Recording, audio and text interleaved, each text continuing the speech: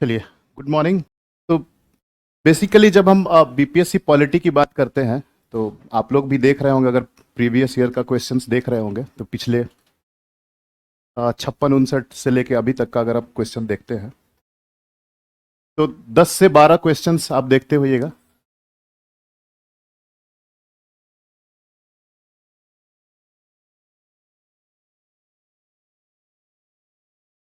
नहीं रहा है, 10 से 12 क्वेश्चंस जो हैं।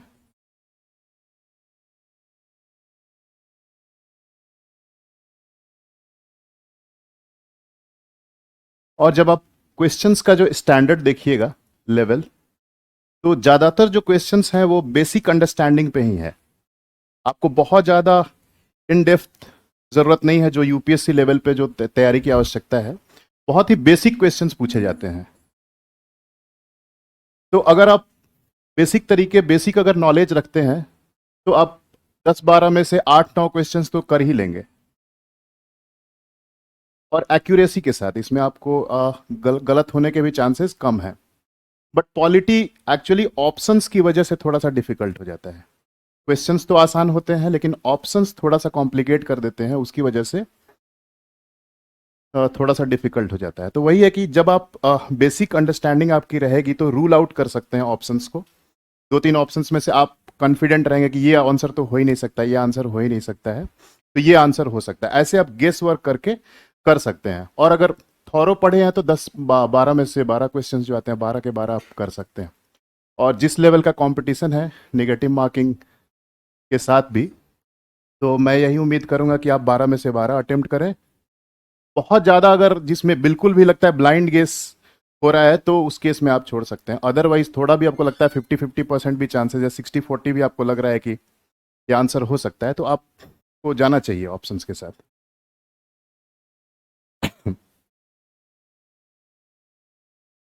Thank you. तो वही मैं लास्ट ईयर के क्वेश्चन देख रहा था, तो 68th में 11 क्वेश्चन पूछे हैं, 67th जो री एग्ज़ाम हुआ था उसमें 10 क्वेश्चन, और जो कैंसल्ड था उसमें 12 क्वेश्चन थे। 66th में 9 क्वेश्चन, 65th में 10, 64th में 12, 63rd में भी 12। तो वही है, 10 से 12 के बीच में एवरेज आप देख लीजिए कि 10 से 12 क्वेश्चंस पूछे जाते हैं।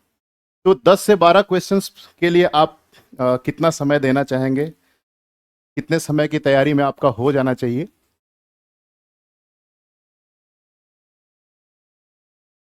यही है इंटेलिजेंट वर्क, मतलब थोड़ा सा स्मार्ट वर्क करना पड़ता है आप लोगों को। तो जो संविधान 2 साल कितने दिन, 18 महीने, 18 दिन, जिस संविधान को बनाने में इतना टाइम लगा उसे हम शायद इतने दिन पढ़ेंगे। स्वाभाविक सी बात है। अब आप 2 साल 11 महीने 18 दिन तो लगाएंगे नहीं। तो जिस संविधान को बनाने में 2 साल 11 महीने 18 दिन लगे, आप उसे 18 दिन में पढ़ेंगे तो डेफिनेट सी बात है, स्वाभाविक सी बात है कि मुख्य मुख्य बातों को ही पढ़ेंगे। पूरा इन डेप्थ आप जाएंगे नहीं। और संविधान सिर्फ संविधान नहीं होता है। रोज रोज जो संविधान का जो उसमें संशोधन हो रहे हैं, या न्यायपालिका जुडिशियरी का जो निर्णय आ रहा है, तो रोज ऐड ऑन होता जाता है। तो ये कांस्टेंट है नहीं, ये तो समंदर है। रोज नई नई चीजें आ रही हैं, बढ़ता जा रहा है। तो कितना पढ़ेंगे, यहीं पे प्रश्न उठता है। तो यहीं पे स्मार्ट वर्क करने की बात है कि आपको सिर्फ मुख्य बातें पढ़नी है। और 18 दिन में से ज़्यादा, 18 से बहुत आप मान के चलिए कि 30 दिन, 25 से 30 दिन प्रैक्टिकली आपको कंप्लीट कर लेना चाहिए। और आप लोग सब, मुझे लगता है कि अगला पीटी देंगे, तो आपके लिए तो 18 दिन बहुत है। इतने दिन में ही आपको कर लेना चाहिए। तो बहुत ज़्यादा डिविएशन नहीं, मुख्य मुख्य बातों पे ही हम ध्यान देंगे। स्टार्टिंग में थोड़ा सा स्लो जाएंगे। जैसे कि आप घर भी बनता है, आप कभी भी घर बनाते हो तो देखिएगा कि शुरुआत में प्रोग्रेस जो होता है बहुत स्लो होता है। पहले उसका फाउंडेशन देना पड़ता है, गड्ढा खोदो, फिर धीरे धीरे जब बेसिक वर्क हो जाता है तो उसके ऊपर आप इमारत खड़ी कर सकते हैं। तो इसलिए स्टार्टिंग में थोड़ा सा स्लो जाएंगे हम लोग, और ग्रेजुअली धीरे धीरे कोशिश करेंगे कि पूरा सिलेबस हम कवर कर लें। तो एक बार सिलेबस की चर्चा कर लेते हैं, क्या क्या पढ़ेंगे हम लोग। शुरुआत करेंगे। पहला टॉपिक संविधान, कॉन्स्टिट्यूशन। संविधान क्या है, संविधानवाद क्या है, कॉन्स्टिट्यूशनलिज्म क्या है, ये देख लेंगे इसमें हम लोग। उसके बाद प्रस्तावना, प्रस्तावना में क्या अमेंडमेंट हुए, पुरानी जो ओरिजिनल कॉन्स्टिट्यूशन थे उसमें क्या था, उसमें क्या क्या बदलाव है, और डिफरेंट टर्म्स के सिंपल मीनिंग्स क्या हो सकते हैं वो हम लोग देख लेंगे। उसके बाद यूनियन एंड इट्स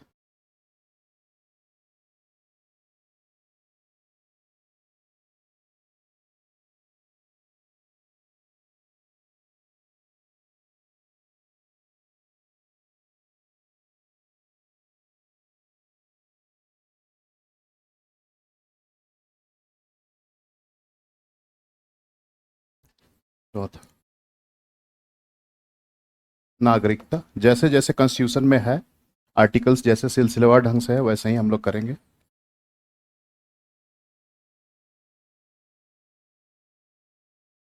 के बाद मौलिक अधिकार,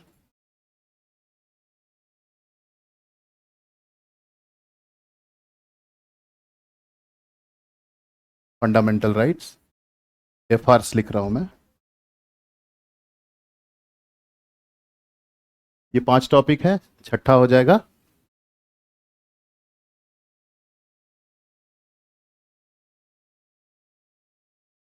नीति निदेशक, मौलिक अधिकार, फंडामेंटल राइट दिखा दे रहे हैं।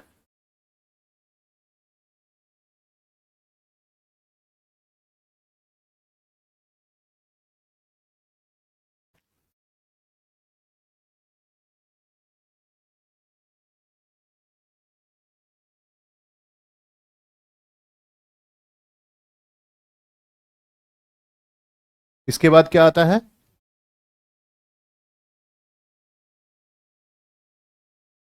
Fundamental duties. इसमें ज्यादा टाइम लगेगा नहीं, ये तो 5 मिनट का चीज है, फिर भी हम लोग देखेंगे।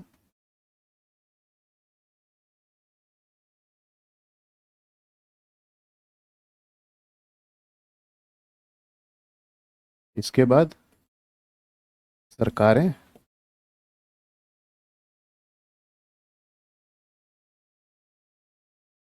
केंद्र और बिहार, सेंट्रल गवर्नमेंट सीजी, और यहां बिहार पढ़ेंगे हम।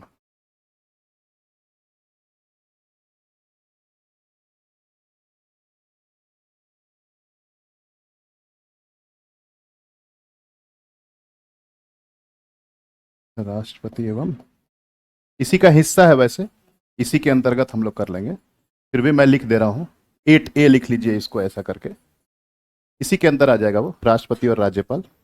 जब सरकार पढ़ेंगे तो उसी में, केंद्र सरकार पढ़ेंगे तो राष्ट्रपति आ जाएगा, और राज्य पढ़ेंगे तो उसमें राज्यपाल आ जाएगा।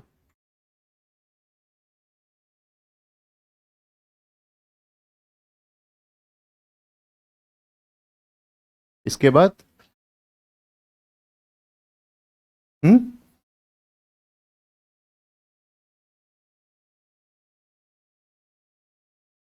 जुडिशियरी, इसमें दोनों सुप्रीम कोर्ट और high court, supreme court, high court.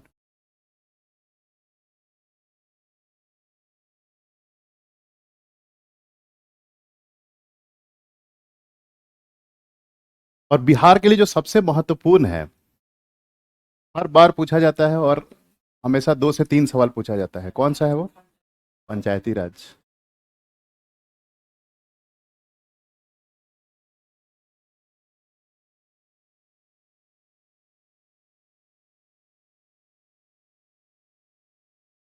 Panchayat, तो बेसिकली ये हम लोग ये पढ़ेंगे 73वां और 74वां संशोधन, अमेंडमेंट, ये दोनों पढ़ लेंगे। एक में पंचायत आ जाएगा और इसमें नगर पालिका आ जाएगा। पीछे वाला हो गया था ना।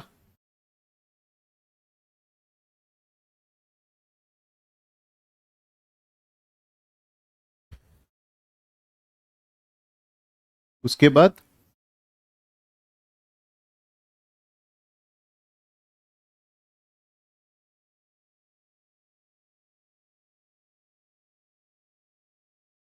इसमें हम लोग पढ़ लेंगे election commission,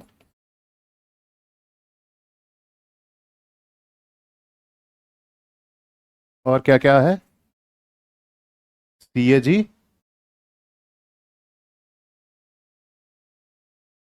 finance commission, GST council, इतना काफी है। और संवैधानिक के साथ साथ ये कॉन्स्टिट्यूशनल बॉडीज,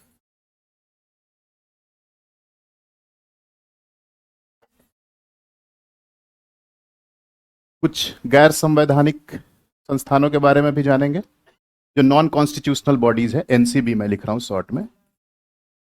नीति आयोग सबसे इंपॉर्टेंट जो है, नीति आयोग। और इसमें ये भी आएगा ना, ओबीसी, एससी, ये कमीशन जो है, इसमें आ जाएगा नीति आयोग। नीति आयोग से रिलेटेड बॉडी है एनडीसी। महिला आयोग है, आयोग।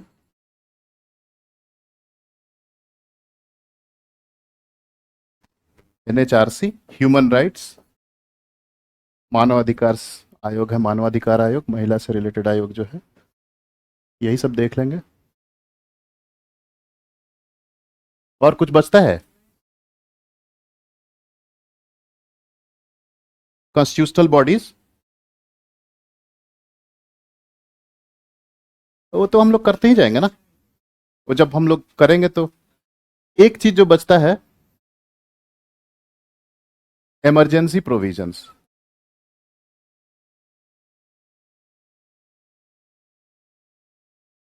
आपात उपबंध कह लीजिए उनको, उपबंध,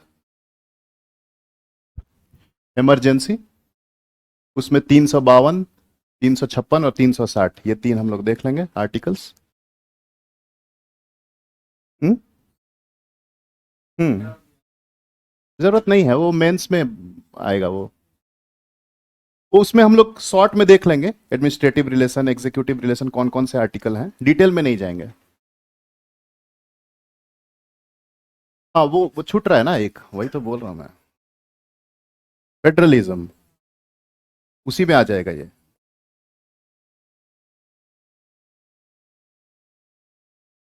इसी में आ जाएगा सेंट्रल स्टेट रिलेशन। और जो इसी में एक जब हम लोग पढ़ना शुरू करेंगे तो अमेंडमेंट साथ साथ देखते जाएंगे, अलग से देखने की कोई मतलब नहीं। जैसे मौलिक अधिकार पढ़ेंगे तो 103rd जो कॉन्स्टिट्यूशनल अमेंडमेंट है, ईबीसी का रिजर्वेशन, वो सब उसी में देखेंगे। 97th constitutional amendment, cooperative society जो जोड़ा गया, तो वो जैसे जैसे हम लोग आर्टिकल्स पढ़ेंगे, आर्टिकल 19 उससे रिलेटेड जो अमेंडमेंट्स हैं उसको देखते जाएंगे, फंडामेंटल राइट्स देखेंगे तो उसको देखते जाएंगे। प्रियम्बल में क्या क्या 42वें से जोड़ा गया, फिर 44वें से क्या हटाया गया, ये सब हम लोग जैसे जैसे पढ़ेंगे सिलेबस को वैसे वैसे कंप्लीट करते जाएंगे। क्योंकि जब मैं प्रीवियस ईयर क्वेश्चंस देख रहा हूं तो इसी के अराउंड क्वेश्चंस ज़्यादातर पूछे गए हैं। जैसे मैं लास्ट ईयर का देख रहा था टॉपिक्स, 68 एक जो है, आप लोगों को लिस्ट जो है कहीं पे भी चिपका लीजिएगा अपने डेस्क पे जहां पढ़ते हैं।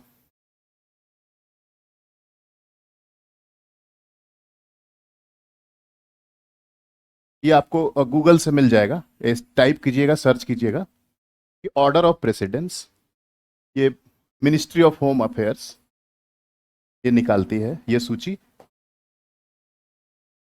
सबसे पहला होता है इसमें राष्ट्रपति,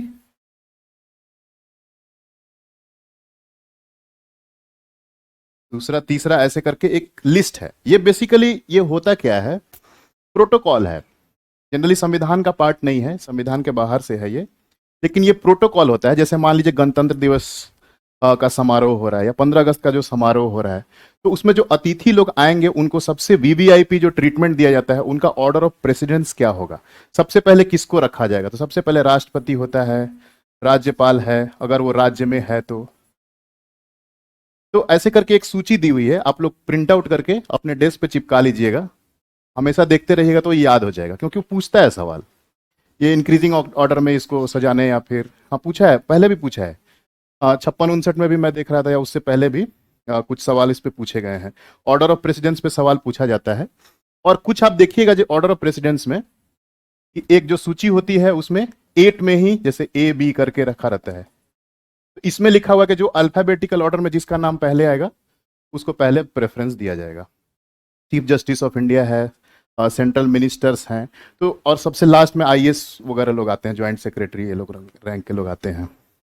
तो वो एक आप प्रिंट आउट करके लगा लीजिएगा डेस्क पे। कहिएगा तो मैं पीपीटी में एक बार उसको दिखा दूंगा आपको एक दिन क्लास में, तो आपको थोड़ा सा बेहतर हो जाएगा उससे। तो ये कॉन्स्टिट्यूशन नहीं है, मतलब संविधान का पार्ट नहीं है। ये ऐसे ही निकालती है केंद्र सरकार कि इस तरह से, मतलब प्रोटोकॉल में इस तरह से लोगों को वरीयता दी जाएगी। अब ज़्यादा उनको प्रायोरिटी दिया जाए। फर्स्ट सिटीजन इसलिए भी बोलते हैं राष्ट्रपति को, तो पहला प्रेफरेंस उन्हीं को होता है, उसके बाद राज्यपाल है। तो जो जो सवाल जो पूछा है ना, जो एक में ही तीनों क्लब हैं, उसी के बारे में पूछा है। चीफ इलेक्शन कमिश्नर है, और जो सवाल मैं देख रहा था तो आसान नहीं पूछता है। एक बार पूछा था कि इनको इंक्रीजिंग ऑर्डर में करो, तो उसमें प्रेसिडेंट ऑप्शन था, प्रेसिडेंट था, गवर्नर था, तो उसमें आप वरीयता की सूची में उसको अरेंज कर सकते थे। तो ये आप अलग से प्रिंट आउट करके जरूर लगा लीजिएगा, क्योंकि ये याद होने वाली चीज नहीं है, बार बार देखेंगे शायद दिमाग में बैठ जाएगा। उसके बाद 68 में जो Panchayati Raj community development programme, 73rd amendment, minimum age for Panchayati Raj, ये सवाल पूछे गए थे। तो पंचायती राज से देखिए 3 सवाल थे। फिर उसके बाद फंडामेंटल राइट्स आर्टिकल 14 से सवाल था। फिर उसके बाद कॉन्स्टिट्यूशनल असेंबली से सवाल था एक। उसके बाद काउंसिल ऑफ मिनिस्टर जो होते हैं वो किसके प्रति जवाबदेह होते हैं, ये सवाल था। राज्यसभा से सवाल था, और सुप्रीम कोर्ट से सवाल था।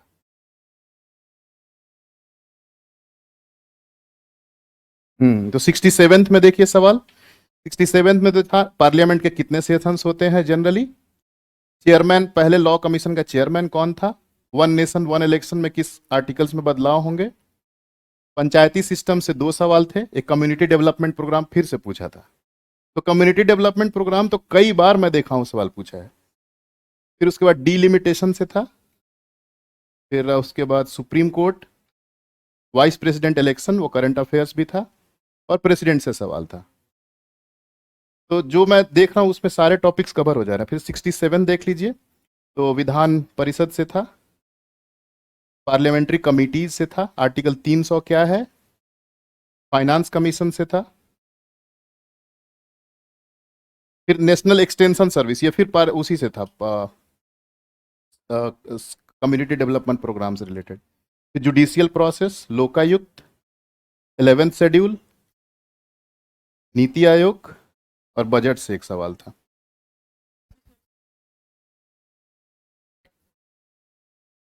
तो एक चीज आप देखिएगा कि फिनांस कमीशन फिर से, मतलब न्यूज में रहता ही है। फिनांस कमीशन, बजट, आर्थिक वाला जो रिलेटेड जो भी न्यूज में रहेगा उसको तो आप लोग देखिए ही, उससे सवाल पूछ ही सकते हैं। तो ये आप गेस वर्क कर सकते हैं कि आप इस बार किसको प्रायोरिटी देगा। तो ये सब में देखिए कि कॉमन टॉपिक्स हैं, तो इसी कॉमन टॉपिक्स को आपको करके जाना है। इस कॉमन टॉपिक्स को कर लीजिएगा। अभी रिसेंटली जो यूपीएससी का जो ट्रेंड हो गया है, काफ़ी ज़्यादा फोकस्ड हो गई है अंडरस्टैंडिंग के ऊपर। बहुत ज़्यादा फोकस वो कर रही है कि कैसे समझा जाए संविधानवाद क्या है। इसी से हर साल लगभग चेंज करके लैंग्वेज 3 बार लगातार पूछा है। संविधानवाद क्या है, विधि की व्यवस्था किसे कहते हैं, और 3-4 ऑप्शन। खैर उसमें कंफ्यूजिंग ऑप्शन होता है, बीपीएससी थोड़ा सा आसान हो जाता है। तो इसको हम लोग देख लेंगे। शुरुआत करें।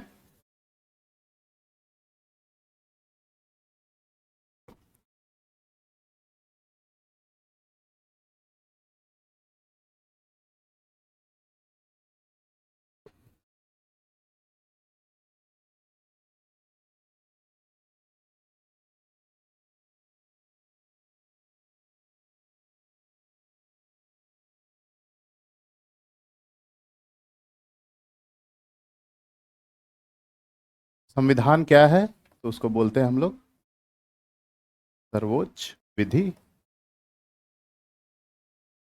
या highest law of the land.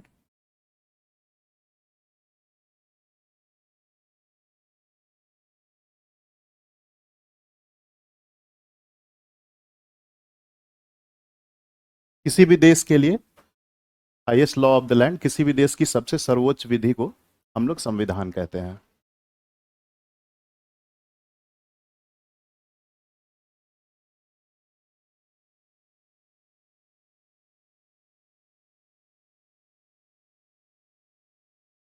सरकार, सरकार को अगर हम लोग देखते हैं, गवर्नमेंट,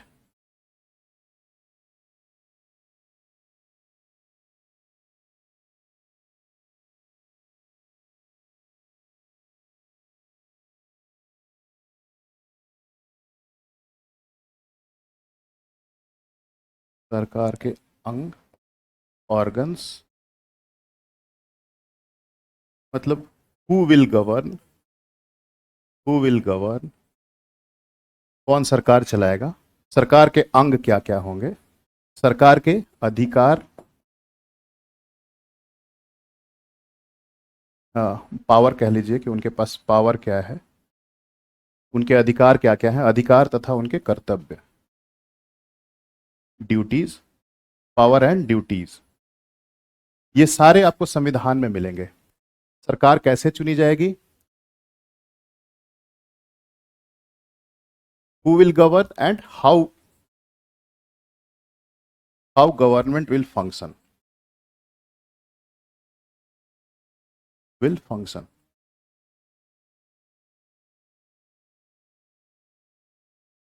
कैसे चुनी जाएगी और कैसे कार्य करेगी, कैसे शासन करेगी।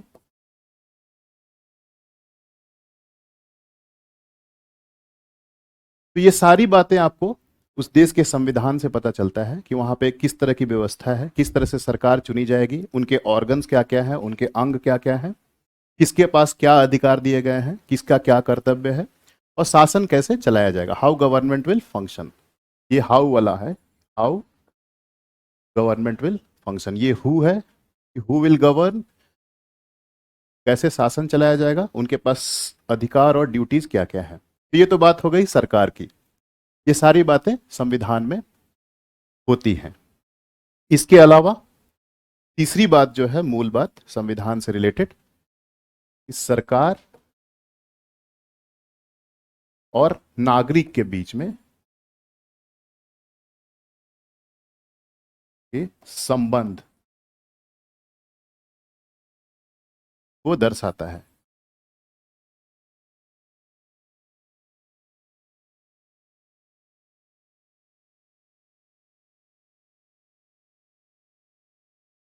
रिलेशन बिटवीन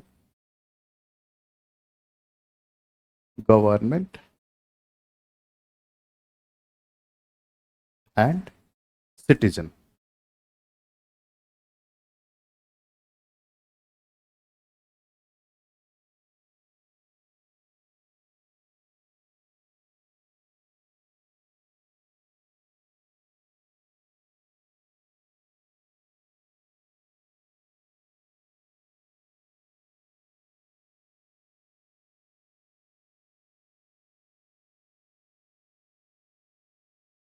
ये बेसिकली क्या है कि अगर आप जैसे एक फैमिली को अगर आप ट्रीट कीजिए, तो फैमिली में फैसले कौन लेता है।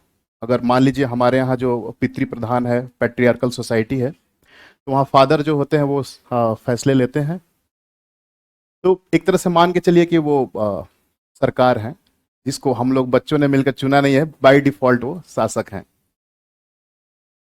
तो वो जो डिसीजन लेते हैं उसको बाकी सभी लोग पालन करते हैं। तो सरकार और नागरिक के बीच में क्या यही संबंध हम चाहते हैं जो परिवार में है, जो पिताजी और बच्चों के बीच में है? ऐसा ही चाहते हैं, ऐसा ही चाहते हैं। तो फिर तो तानाशाही हो जाएगी ना। एक तरह से आप देखिए कि जो पैट्रियार्कल सोसाइटी है, जो फादर जो होते हैं, एक तरह से वो तानाशाही तो है बहुत। मैं उसकी बात कर रहा हूँ, रिजिड जो फैमिलीज होती थी। अब तो धीरे धीरे चीज़ें बदल रही हैं, लेकिन अगर वैसी व्यवस्था जैसे हम लोग तो जरूर देखे हैं, नई पढ़ाई करने में पिटाई भी खाए हैं, खूब पिटाए हैं। और तो वही होता था कि उनके डर से ही हम लोग पढ़ते थे या जो भी करते थे। अब तो चीज़ें बदल रही हैं। तो वही चीज़ क्या हम सरकार से चाहते हैं? जब हम परिवार से निकल के समाज में आते हैं तो हम सरकार के दायरे में घुसते, प्रवेश करते हैं। जैसे ही परिवार से निकल, परिवार आपका प्राइवेट स्पेस है, बाहर जैसे ही निकलते हैं रोड पे, आप सरकार के साथ इंटरेक्ट कर रहे हैं। रोड पे आप चल रहे हैं, गाड़ी से चल रहे हैं, टोल टैक्स दे रहे हैं, पुलिस के पास जा रहे हैं, पंचायत जा रहे हैं, नगर निगम जा रहे हैं, जहां भी आप जा रहे हैं, देखिए आप सरकार के साथ आपका रूबरू आप हो रहे हैं। तो सरकार से आप कैसा संबंध चाहते हैं? वहां आप क्या खोजते हैं? हमें अधिकार हो, हमें सबको एक बराबर से देखा जाए। ऐसा नहीं कि इसको आप फेवर कीजिए, इसको आप इसको गलत करिए, इसको सही कीजिए। मतलब आप भेदभाव नहीं कीजिए, सबको बराबर दृष्टिकोण से देखिए। सरकार के जितने भी योजनाएं सबको आप बराबर बराबर लाभ दीजिए। तो जैसे आप सरकार में आते हैं तो सरकार और नागरिक के बीच में कैसा संबंध होगा, ये कॉन्स्टिट्यूशन आपको दर्शाता है। तो हमारे संविधान में नागरिकों को हम लोग क्या देते हैं? नागरिकों को हम लोग देते हैं अधिकार, राइट्स, और साथ ही साथ ड्यूटीज भी। राइट्स और कर्तव्य दोनों ही हैं। आप सड़क पे चल रहे हैं, आपको टोल टैक्स देना है, तो ये आपका ड्यूटी है, देना ही है। और साथ ही साथ आप इसकी मांग करते हैं कि आपका जीवन बेहतर हो, आपको अच्छी सुविधाएं मिलें, मूलभूत सुविधाएं मिलें, आपके पास बिजली हो, सड़क हो, पानी हो, इन सब की आप मांग करते हैं। और बदले में आप ड्यूटी क्या निभाते हैं? टैक्स भरते हैं। इनकम अगर कमाते हैं तो आप इनकम टैक्स देते हैं। कोई भी सामान आप खरीदते हैं तो उसके ऊपर जीएसटी देते हैं। तो बदले में हम सरकार से कुछ उम्मीद भी लगाते हैं। तो सरकार के भी कुछ दायित्व और कर्तव्य हैं और नागरिकों के भी कुछ अधिकार और कर्तव्य हैं। इन दोनों के बीच का जो बैलेंस है, संतुलन है, वो संविधान में दर्शाया जाता है कि कोई एक पक्ष जो है भारी नहीं हो जाए। मतलब सरकार जो है तानाशाह नहीं हो जाए, पिताजी की तरह जो है एकदम तानाशाही, जो बोले वो सिटीजन को तुम्हें करना है, जैसे कि चाइना में होता है और रसिया में होता है, जहाँ पे तानाशाही हिटलर के समय में आप लोगों ने देखा था, पढ़ा होगा हिटलर के बारे में। तो जैसा चाहा, जिस तरह से चाहा, उस तरह से शासन किया। लेकिन अब क्या होता है, जो डेमोक्रेसी की परिभाषा हम लोग पढ़ते हैं, लोगों का, लोगों के द्वारा, लोगों के लिए, of the people, for the people and by the people. और मोदी जी ने कल भाषण में क्या कहा? Of the family, by the family and for the family. परिवार का, परिवार के लिए, मतलब परिवारवाद पे वो कटाक्ष कर रहे थे कि वो जो शासन, जो अपोजिशन पे वो अटैक कर रहे थे, बोलते हैं कि परिवार का, परिवार के लिए और परिवार का शासन है। तो जो हमारा जो डेमोक्रेसी है, उसमें आपको यही देखना है कि लोगों का, लोगों के लिए, लोगों के भलाई के लिए शासन हो रहा है। तो कहीं ना कहीं सरकार और नागरिक के बीच में जो है एक ऐसा रिश्ता हो कि नागरिक जो है अपने जो भी आपके विषय हैं, जैसे आपको तैयारी करने की इच्छा है, बीपीएससी की तैयारी करनी है, तो आप करें, आप स्वतंत्र हैं। आपको सरकार ये नहीं कहेगी कि आप आर्मी में ही भर्ती हो, आप जो है शिक्षक की ही नौकरी करो। आप स्वतंत्र हैं। ये स्वतंत्रता कैसे निर्धारित होगी? ये संविधान के नहीं है द्वारा ही, संविधान में ही आपको राइट्स दिए जाएंगे, अधिकार दिए जाएंगे और उसकी रक्षा भी की जाएगी। तभी तो आप सरकार के पावर को, आप क्या बोल रहे हो, बहुत ज्यादा अनलिमिटेड पावर सरकार के पास नहीं हो, बहुत ज्यादा उसके पास शक्तियां नहीं हो, तो इसीलिए उसके शक्ति को हम लोग सीमित रखने के लिए संविधान का निर्माण करते हैं कि सरकार कैसे चलेगी? संविधान के अनुरूप चलेगी। विधि का शासन होगा, व्यक्ति का शासन नहीं होगा। रूल ऑफ लॉ होगा, किसी एक इंडिविजुअल का शासन नहीं होगा जो उसकी इच्छा में आ जाए। आज हम हिटलर हैं तो हम जो मर्जी कर लें, नहीं, तानाशाही नहीं। आपको संविधान के अनुरूप चलना है। और अगर आप संविधान के अनुरूप नहीं चलते हैं तो उसकी भी व्यवस्था की जाती है। स्वतंत्र, निष्पक्ष, तटस्थ न्यायपालिका है हमारे पास। जुडिशियरी सिस्टम है कि अगर आप कॉन्स्टिट्यूशन के प्रावधानों का उल्लंघन करते हैं, अगर व्यक्ति के अधिकारों के साथ आप भेदभाव करते हैं लोगों के बीच में, तो वो बेशक फ्री है जुडिशियरी के पास जाने के पास, और जुडिशियरी उस लॉ को क्या कह देती है? नल एंड वॉइड कर देती है, संविधान के अनुरूप नहीं है, और उसको कैंसिल कर देती है एक तरह से। तो इन्हीं सब चीजों का जो है लिखित प्रावधान जो है संविधान में है। तो संविधान क्यों महत्वपूर्ण है? अगर वो नहीं होता तो हमारे पास अधिकार नहीं होते, हम स्वतंत्र नहीं होते। हमें क्या पहनना है, क्या किस रंग का कपड़ा पहनना है, ये भी अगर सरकार अगर डिक्टेट करे तो आप कितना असहज महसूस करेंगे। हम लोग बहुत एक तरह से आप देखिए कि हम लोग जनरली डेमोक्रेसी के महत्व को समझ नहीं पाते हैं। अगर कोई भी व्यक्ति, अगर आप ऐसे कंट्री में जाइएगा जहाँ पे आपको फ्रीडम नहीं है, जैसे कि चाइना। मेरा एक क्लासमेट था, चेंगली। तो वो चाइना से आया था। वो सरप्राइज रहता था कि हम लोग, आप रोड पे डांस कैसे कर सकते हो। आप इस तरह से, वो गणेश उत्सव होता था तो उसमें वो पूरे दिन पूरे रात वो समंदर में जो डाले थे, तो वो प्रोसेसन में पार्टिसिपेट किया, खूब डांस किया। बोला कि ये हमें फ्रीडम नहीं मिलता है चाइना में। हर चीज़ हमारा रेगुलेटेड है। तो जब वो मेयर से मिला तो वो बोला कि ऐसे कैसे पब्लिक फिगर से आप इस तरह से मिलके हाथ मिला सकते हो, ये सब चीज़ हमें अलाउड नहीं है। उनको चाइना का क्रिटिसिज्म करना ही अलाउड नहीं है।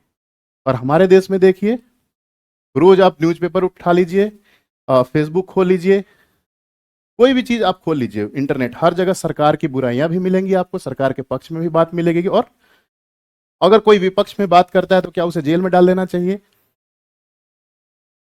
संविधान का शासन है तो नहीं डालेंगे, क्योंकि उसके संविधान उसके अधिकारों की रक्षा करता है। तो वैसे हम देखेंगे, आर्टिकल 19 क्या कहता है? हमें freedom of speech and expression.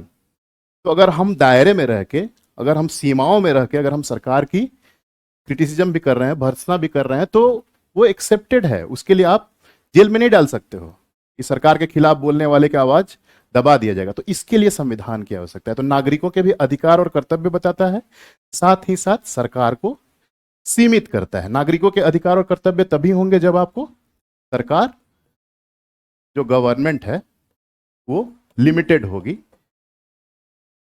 Limited या सीमित, शक्तियां उसकी सीमित होंगी, सीमित शक्तियां कह लीजिए। जब सीमित शक्तियां होंगी, जब सीमित शक्तियां होंगी तो अधिकार या राइट्स जो हैं अधिकतम होंगे। अधिकार अधिकतम, ये मैक्सिमाइजेशन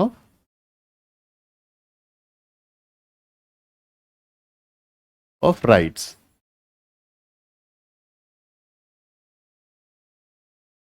लेकिन एक तरफ से अगर देखिए कि दोनों में से अगर असीमित कोई चीज हो जाए, तो फिर आप समाज का निर्माण, देश का निर्माण करना असंभव जैसा लगेगा आपको। अगर मान लीजिए सरकारें नहीं है, बहुत इतिहास में बहुत पहले चले जाइए, मान लीजिए सरकारें नहीं थी, जंगल राज की तरह अगर हुआ करता था, जो सबसे पावरफुल है उसी का शासन होता था। माइट इज राइट, ये आप लोगों ने सुना होगा। जो सबसे शक्तिशाली है और जिसकी भुजाओं में सबसे बल है, उसी का शासन होगा। तो पहले जो स्थिति थी, और अगर आप इसको इसके तरफ अगर पलड़ा कर दीजिए, सरकार के को खत्म कर दीजिए और देख लीजिए कि अधिकारों का तो सबसे ज्यादा मैक्सिमाइज कर दीजिए, आपके पास जो मर्जी वो करना है, तो फिर किसका अधिकार हो जाएगा? जो सर्वशक्तिमान है, जो सर्वशक्तिमान है उसी का शासन होगा। तो ये बैलेंस बनाने के लिए कॉन्स्टिट्यूशन की आवश्यकता है, सरकार की आवश्यकता है। इसलिए सरकार को भी कुछ अधिकार होने चाहिए, कुछ नागरिकों को भी अधिकार होने चाहिए। इसी के बीच का बैलेंस जो है वो क्रिएट करता है हमारा संविधान, बैलेंस क्रिएट करता है। तो इस दोनों के बीच में, सरकार और नागरिक के अधिकारों और कर्तव्यों के बीच में संतुलन, सरकार तथा नागरिकों के अधिकारों तथा कर्तव्यों के बीच बीच संतुलन। ये किसके द्वारा होता है? संविधान के द्वारा। striking a balance between rights and duties of government and citizens. Striking a balance between a balance between government and citizens.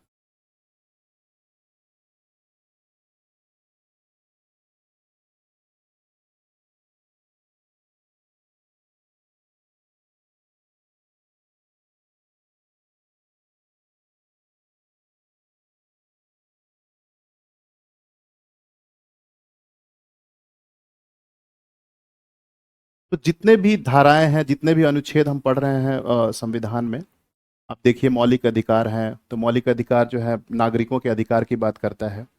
और नीति निर्देशक तत्व है जो स्टेट को गाइडलाइंस देता है, डायरेक्शन देता है कि आपको इस तरह से आदर्श समाज की स्थापना करनी है, उसके लिए आपको क्या क्या स्टेप्स लेने हैं, किस तरह से काम करने हैं, उसकी बातें वो बताता है। तो बेसिकली लड़ाई भी वही चीज होती है कि अधिकारों और जो निदेशक दिया गया है राज्य को, उसके बीच में कैसे बैलेंस किया जाए, उसी की लड़ाई भी कई जगह पे आप देखिएगा कि सरकार को ये दिया गया है कि आप समाज को जो है बेहतर करें, समाज में जो है जो भेदभाव है उसको आप खत्म करने का प्रयास करें, आर्थिक भेदभाव है, इकोनॉमिक डिस्पैरिटी है, गरीबी है, इसको खत्म करने के लिए आप कवायद करें। तो इसमें हो सकता है कि कहीं ना कहीं किसी दूसरे के अधिकार को आपको कर्टेल करना पड़े, जैसे राइट टू प्रॉपर्टी था। अब किसी के पास हजारों बीघा जमीन है, जैसा बिहार में कुछ लोगों के, चंद लोगों के पास था हजारों बीघा जमीन आजादी के बाद, और कुछ लोग, कई सारे लोग ऐसे थे मासे जिनके पास 1 इंच भी जमीन नहीं थी। तो ये समाज कैसा है, मतलब बहुत ही अनबैलेंस समाज है, असंतुलित समाज है। तो यहाँ पे विद्रोह होने की संभावनाएं ज्यादा हैं। तो कैसे उसको संतुलन को बनाया जाए कि इसका कुछ प्रॉपर्टी को हम लेके उसमें रीडिस्ट्रीब्यूट कर दें, आपस में उनके बांट दें। तो इसीलिए लैंड सीलिंग, लैंड रीडिस्ट्रीब्यूशन, और नीति निर्देशक तत्व में भी ये कहा गया है राज्य को कि आप बहुत ज्यादा इकोनॉमिक डिस्पैरिटी समाज में नहीं हो, आर्थिक असमानता नहीं हो, अदरवाइज क्राइम्स बढ़ेंगे, हिंसाएं बढ़ेंगी, जो बिहार में हम देखने को मिलता है। आप देखिए वर्ग संघर्ष जो 1970s के टाइम पे हुआ था, नक्सल मूवमेंट्स जो शुरू हुए थे, एक तरफ रणवीर सेना थी और दूसरी तरफ नक्सली थे, और कितना नरसंहार हुआ बिहार में, जहानाबाद से लेके जितने भी आप एरिया जाते हैं, बाथे नरसंहार। तो वर्ग संघर्ष बिहार भी थोड़ा सा आपको टच करते रहना पड़ेगा। मेंस में मैं ज़्यादा डिटेल पढ़ाता हूँ, यहाँ तो थोड़ा सा मेरे को अब खुद को रोकना पड़ेगा कि इसके आगे मैं नहीं बढ़ूँ, और अगर मैं बढ़ जाऊँ तो आप ही लोग रोक दीजिएगा।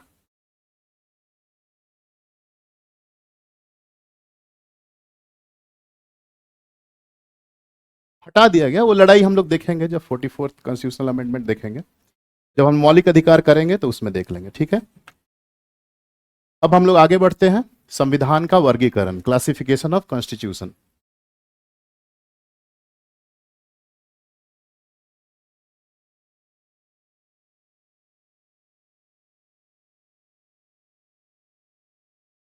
क्लासिफिकेशन ऑफ कॉन्स्टिट्यूशन,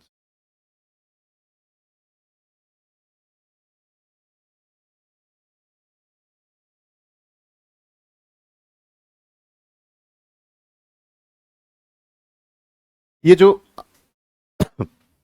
इसमें पहला जो है शक्ति के आधार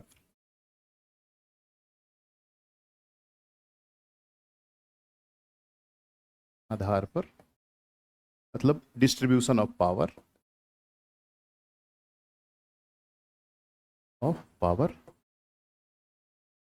इसी में हम लोग फेडरलिज्म को थोड़ा सा टच कर लेंगे, तो उसमें थोड़ी सी अंडरस्टैंडिंग भी हो जाएगी।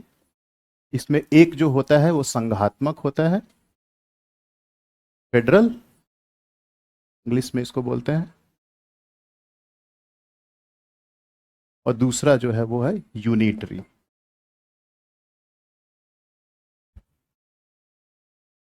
एकात्मक।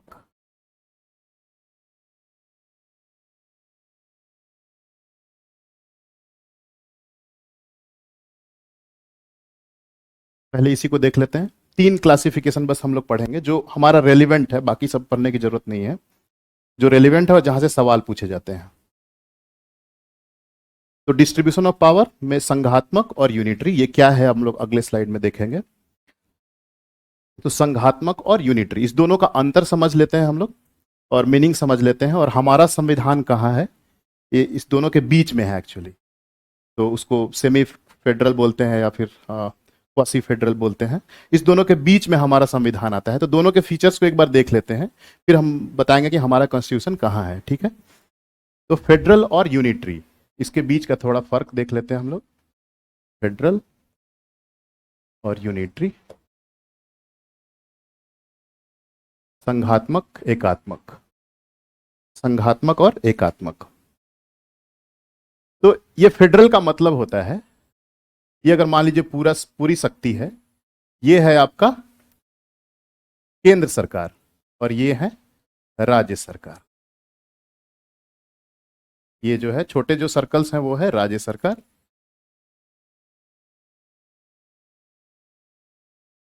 और ये जो है वो केंद्र सरकार है।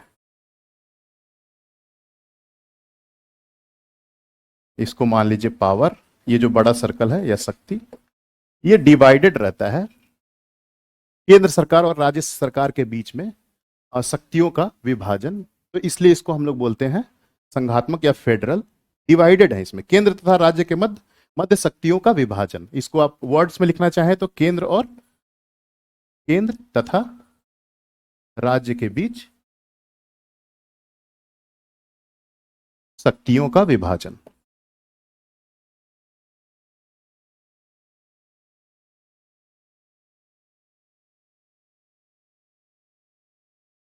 Distribution of power between centre and state. Distribution of power between centre and state.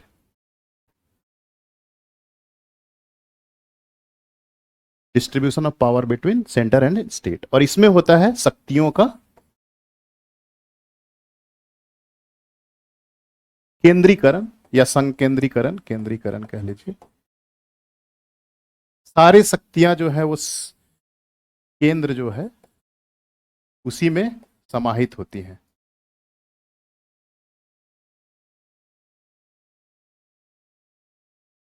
Centralisation of power, English में इसको सेंट्रलाइजेशन ऑफ पावर।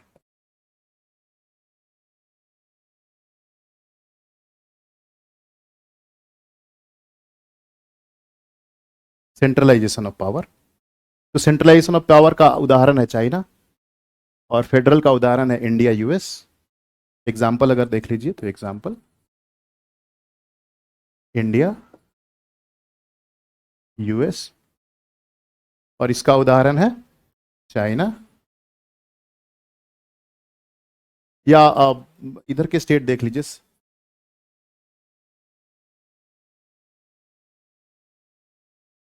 गल्फ के स्टेट्स आप देख लीजिएगा तो सारे वो शक्तियों का केंद्रीकरण है वहां पे।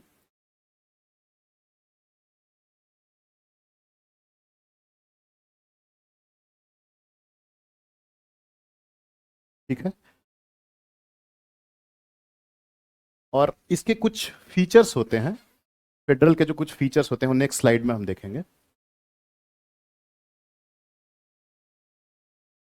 इसके जो फीचर्स होते हैं नेक्स्ट, इसी को कंटिन्यू कीजिएगा। लिखित संविधान, कहीं भी समस्या हो तो पूछ लीजिएगा।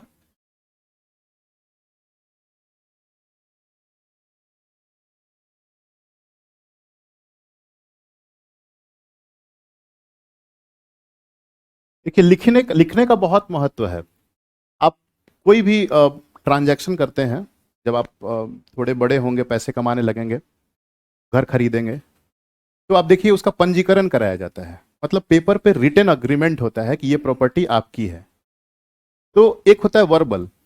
वर्बल अगर मान लीजिए अगर कोई कहे कि भैया तुम मेरी प्रॉपर्टी ले लो, पैसे ले लो, चाबी ले लो, हो गया काम खत्म, भरोसा नहीं होता है, नहीं होता ना। अगर कुछ गड़बड़ी हुआ तो कहाँ जाएंगे? लिखित रहेगा तो चले जाएंगे भाई कोर्ट, तुमने लिख के दिया था लेकिन तुमने गड़बड़ी कर दी, तो कोर्ट जाएंगे तो वहां न्याय मिल जाएगा।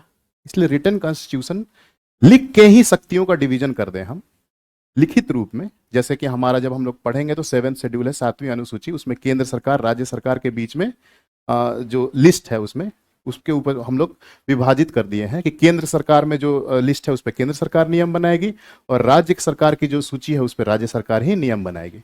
तो लिखित संविधान जो फेडरल फीचर्स एक होता है उसको कहते हैं हम लोग कि लिखित संविधान एक संघात्मक व्यवस्था का प्रतीक है।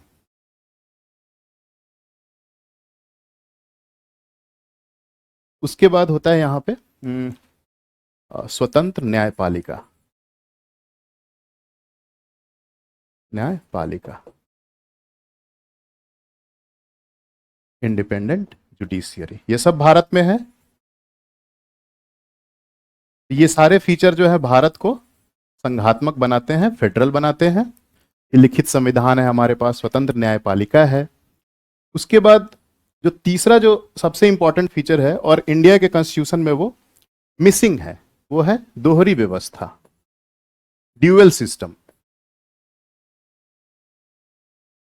तो बोलते हैं हम लोग ड्यूअल सिस्टम। ड्यूअल सिस्टम से तीन चार बातें लिख देंगे तो आप शायद समझ जाइएगा। दोहरी नागरिकता,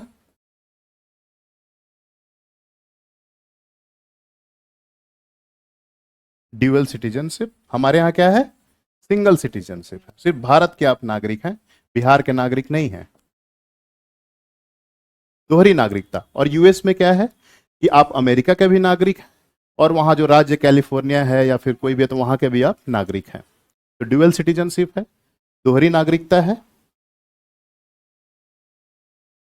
वहां पे दोहरा संविधान भी है, सेंटर के लिए अलग संविधान, स्टेट के लिए अलग, ये भी नहीं है, ड्यूअल कॉन्स्टिट्यूशन।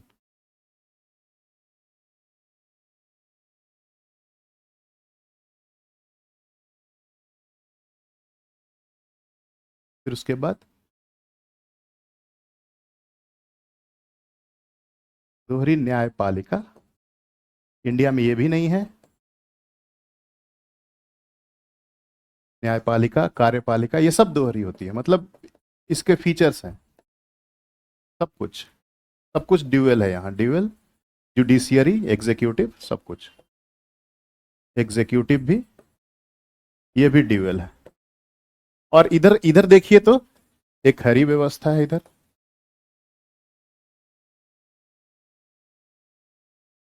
मतलब सिंगल सिटीजनशिप,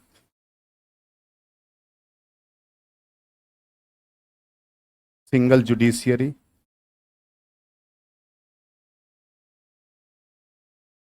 इतना काफी है।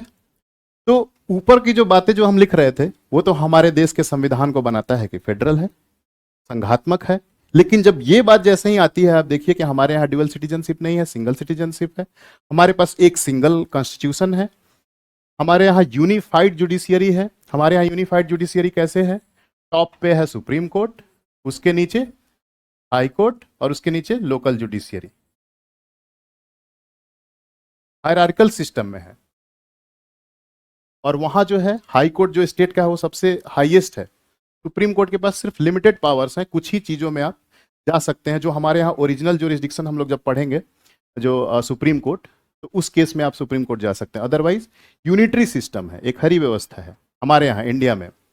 तो इस दोनों को देखने के बाद कि एक हरी व्यवस्था है तो यूनिफाइड यूनिटरी होगा, और इधर सारे फीचर्स को देखने के बाद हम ये निर्णय लेते हैं कि भारत के केस में इंडिया, इंडिया जो है, इंडिया एक तरफ आप देख लीजिए, फेडरल है, आइडियल, और एक तरफ यूनिटरी,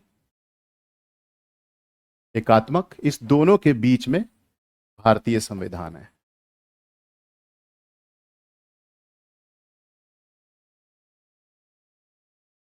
ठीक है, दोनों के बीच में है, तो इसको हम लोग कहते हैं क्वासी फेडरल, सेमी फेडरल, या फिर अर्ध संघीय कह सकते हैं आप। इस पे एक सवाल आया था लास्ट ईयर या लास्ट टू लास्ट ईयर, उसमें यही ऑप्शन दिया हुआ था, अर्ध संघीय है, क्वासी फेडरल है, सेमी फेडरल है, या अर्ध संघीय है। फेडरल फीचर्स विथ यूनिटरी बायस, इसको एक और टर्म से जो कहते हैं, और यही ऑप्शन में दिया हुआ था आपके बीपीएससी का जो प्रश्न था, फेडरल फीचर्स विथ यूनिटरी बायस।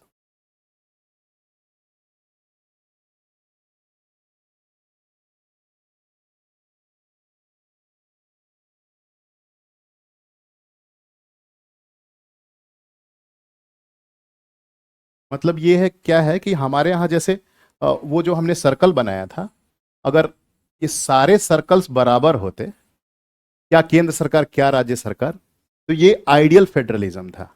लेकिन हमारे यहाँ क्या है कि केंद्र का जो सर्कल है वो थोड़ा बड़ा है, मतलब केंद्र की शक्ति जो है राज्य से ज्यादा है, तो शक्तियों का विभाजन तो है लेकिन केंद्र को ज्यादा शक्तियां दी गई हैं राज्यों की तुलना में, इसलिए हम कहते हैं कि हमारे यहाँ संघीय व्यवस्था है लेकिन केंद्र को ज्यादा शक्ति है। शक्ति का संतुलन किसकी तरफ झुका हुआ है, केंद्र की तरफ। चाहे आप 7th शेड्यूल देख लीजिए, उसमें जो सेंट्रल लिस्ट है वो ज्यादा बड़ा है राज्य की सूची से, और जो कंकरेंट समवर्ती सूची है उसमें भी अगर केंद्र और राज्य सरकार दोनों कानून बनाते हैं तो केंद्र का कानून, आगे पढ़ेंगे तो समझेंगे, जो लोग पहले से पढ़े हो उनको समझ में आ रहा होगा, जो लोग पहली बार पढ़ रहे हैं वो आगे देखेंगे तो समझ में आएगा। अभी बस इतना ही जान लीजिए कि हमारी व्यवस्था जो है वो अर्ध संघीय है, क्वासी फेडरल है, सेमी फेडरल है, और केंद्र को ज्यादा शक्तियां हैं राज्यों की तुलना में। तो हमारा संविधान जो है बीच में है। ठीक है, आगे बढ़े, दूसरा डिवीजन देख लेते हैं। हुँ? होना क्या चाहिए आइडियली, ये है मेंस का क्वेश्चन। आइडियली तो बराबर होने चाहिए, केंद्र और राज्य का संतुलन होना चाहिए। लेकिन जो हमारे यहां जब हम लोग पढ़ेंगे article 1, India is A union of state, India that is Bharat is A union of state, हमारे यहां क्या है, राज्यों के बीच में, जैसे अमेरिका में क्या हुआ था कि सारे राज्य मिले आपस में बैठे और एक साथ एक संघ का निर्माण किए। हमारे यहाँ नहीं, पहले संविधान बना, उसके बाद हम लोग ढांचे बनाए नीचे वाले। ऐसे थोड़ी था कि हम लोग राज्य लोग मिलके, वो तो 552 पार्ट में छोड़ के गए थे, राजाएं थे 552, उसमें से 549 तैयार हुए, 3 तैयार भी नहीं हुए। तो हमारे यहाँ अलग से व्यवस्था है, इसलिए हमें हमारे यहाँ कहता है कमिंग टुगेदर फेडरलिज्म। और मतलब वहां पे यूएस में, हमारे यहाँ पे destructible indestructible union of destructible states, मतलब राज्यों के आप बाउंड्री को तोड़ सकते हो, छोटा कर सकते हो, बड़ा कर सकते हो, 2 राज्यों को मिला के एक राज्य बना सकते हो। शुरुआत में 14 स्टेट थे, अभी आज के डेट में 28 स्टेट हैं। यूएस में आप नहीं कर सकते हो, बिल्कुल नहीं कर सकते हो।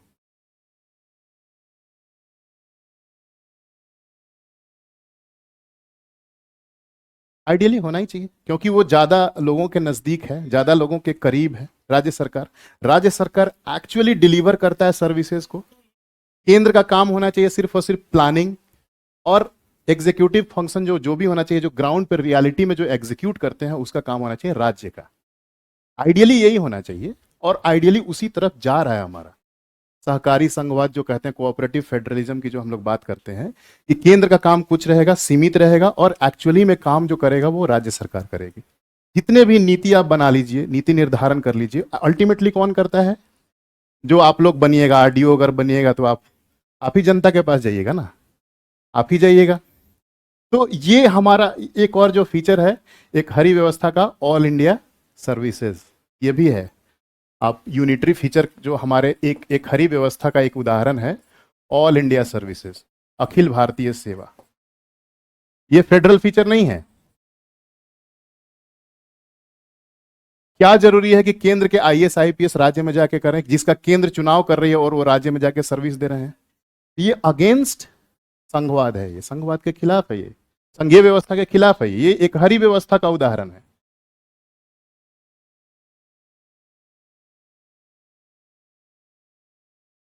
नहीं समझा मैं? बनाया जा सकता है।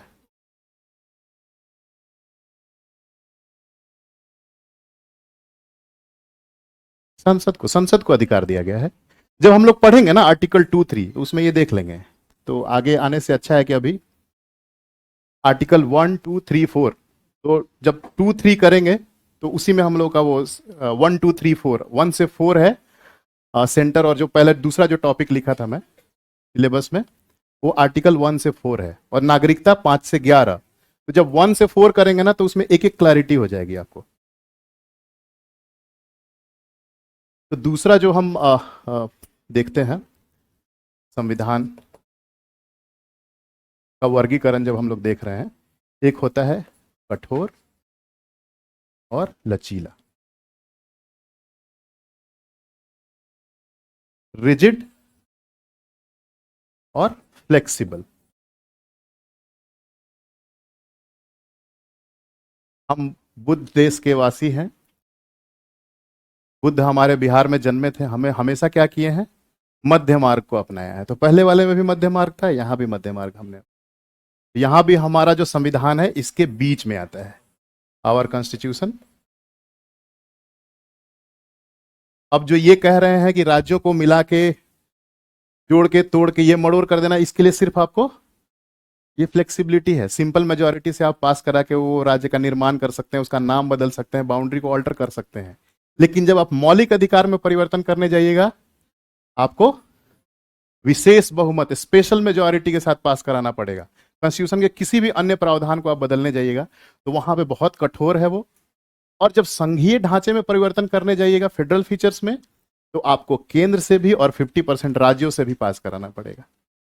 तो कहीं कहीं पे बहुत कठोर है और कुछ चीजों को बिल्कुल फ्लेक्सिबल रखा गया है। तो हमारे यहाँ दोनों के बीच की व्यवस्था है।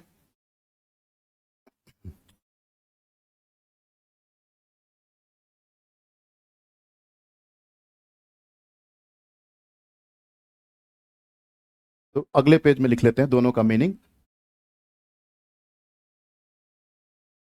कठोर रिजिड और फ्लेक्सिबल, इसका मीनिंग देख लेते हैं।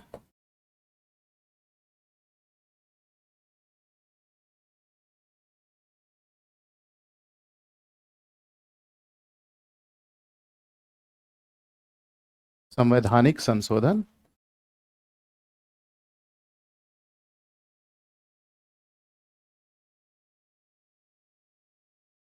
की प्रक्रिया आसान आसान तथा साधारण बहुमत से।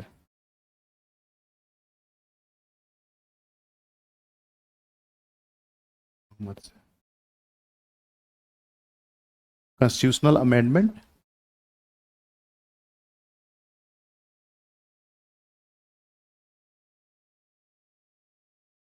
Bye simple majority.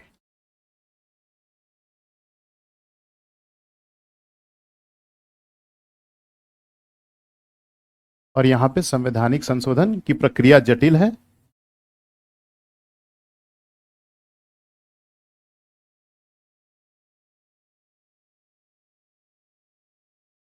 प्रक्रिया जटिल है मतलब complex complex procedure complex procedure है एंड विशेष बहुमत की आवश्यकता।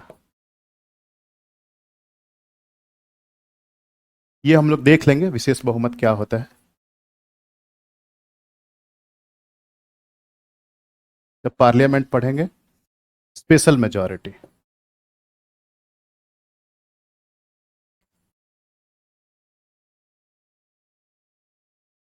साधारण शब्दों में अगर आप जानना चाहें तो 100 लोग हैं, अगर 51 लोग सहमत हैं तो वो साधारण बहुमत चाहिए। और स्पेशल मेजॉरिटी के लिए 100 में से 75 या 60 66 ऐसा कह लीजिए, 2/3 मेजॉरिटी 3/4 मेजॉरिटी ज्यादा की आवश्यकता होती है। जीएसटी काउंसिल में कोई भी फैसला जो होता है उसमें 3/4 मेजॉरिटी चाहिए। जीएसटी काउंसिल जो है सभी राज्यों के वित्त जो मंत्री हैं उनका एक मेंबरशिप होता है और केंद्र सरकार के वित्त मंत्री, और उसमें कोई भी जो निर्णय होता है उसमें 3/4 बहुमत चाहिए। और राष्ट्रपति को जब महाभियोग लगाया जाता है तो उनको हटाने के लिए सबसे हाईएस्ट मेजॉरिटी, जो सबसे ज्यादा मेजॉरिटी जो चाहिए इंडिया में, वो है राष्ट्रपति का महाभियोग। जब हम लोग देखेंगे राष्ट्रपति उस टाइम देखेंगे फुल मेंबरशिप, मतलब अब 100 में से क्या है, मान लीजिए कि कुछ बीमार हो गए, कुछ लोग नहीं आए, 70 लोग ही प्रेजेंट है तो 36 चाहिए सिर्फ आपको। 36 लोग अगर 70 में से 36 लोग अगर समर्थन हो गया तो सिंपल मेजोरिटी हो गई। अब एक कहता है कि कितने आए हैं उससे कोई मतलब नहीं, 100 का 2/3 होगा, अगर 70 आए हैं तो 66 लोगों की सहमति चाहिए, तभी राष्ट्रपति के ऊपर महाभियोग लगाया जाएगा, तभी होगा। कितनी जटिल प्रक्रिया है, राष्ट्रपति के ऊपर महाभियोग सबसे जटिल प्रक्रिया, ठीक है। तो जटिलता भी है और लचीलापन भी है, और राज्यों का जो पुनर्गठन है उसकी बाउंड्री को अल्टर करना, उसके साथ छेड़छाड़ करना, वो बहुत आसान प्रक्रिया बना दिया गया है। तो इस दोनों के बीच में हमारा संविधान है। इसका उदाहरण आप लिख सकते हैं कि राष्ट्रपति के ऊपर impeachment of president is very complex. Examples में एग्जाम्पल में लिख लीजिए उदाहरण,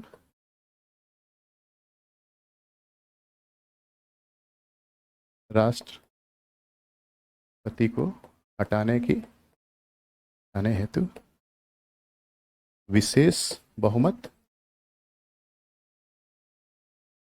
इनके हटाने की प्रक्रिया को महाभियोग कहते हैं हम लोग, राष्ट्रपति पढ़ेंगे तो जान लेंगे। इंग्लिश में इसको इम्पीचमेंट बोलते हैं।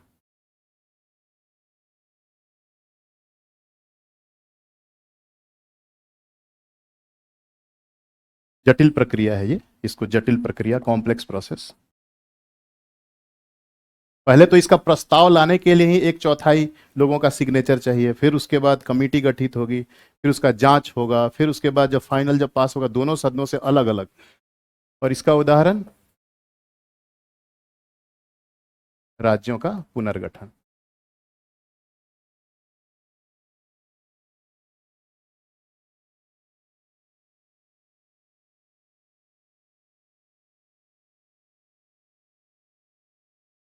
ऑफ स्टेट्स बस उदाहरण है, इसमें तो कई सारे चीजें हैं, ऑल्टरेशन ऑफ बाउंड्रीज हैं, वो हम लोग जब देख लेंगे आर्टिकल 3 जब करेंगे तब ये देख लेंगे। बस अभी उदाहरण के लिए इतनी बात रख लीजिए।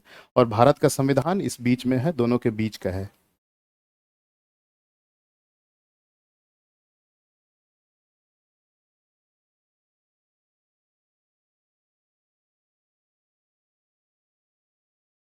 अब लास्ट जो क्लासिफिकेशन है, लास्ट क्लासिफिकेशन तीसरा,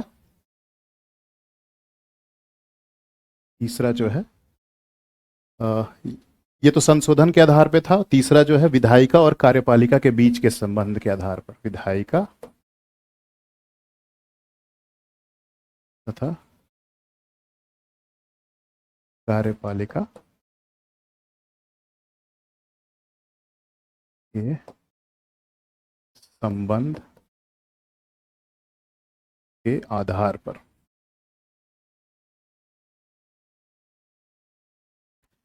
बेस्ड ऑन रिलेशन बिटवीन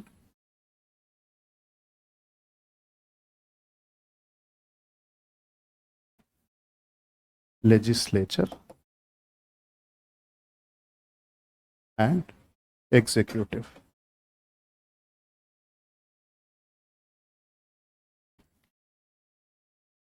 में संसदीय व्यवस्था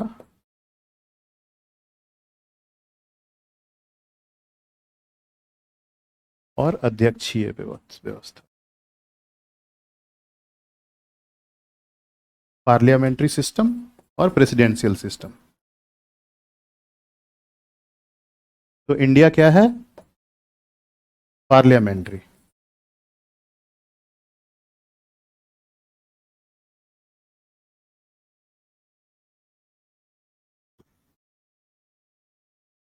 इसका उदाहरण है इंडिया, भारत,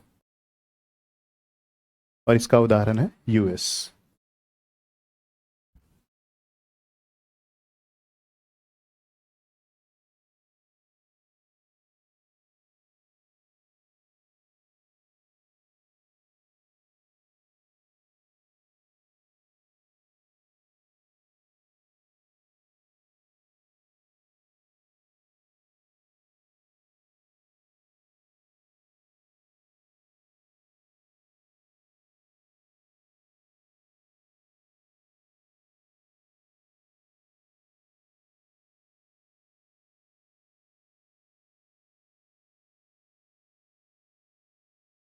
आगे आगे लिखा रहा है, ये लिख लीजिए फिर आगे बताता हूं।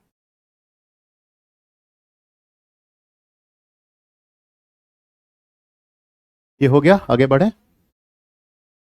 इसी दोनों को कंटिन्यू कर रहे हैं। इधर संसदीय है, पार्लियामेंट्री, और इधर अध्यक्षीय, प्रेसिडेंशियल।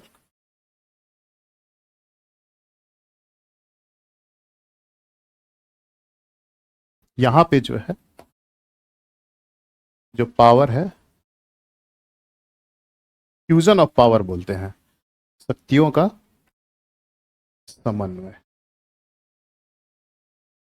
और यहां पे शक्तियों का पृथक्करण।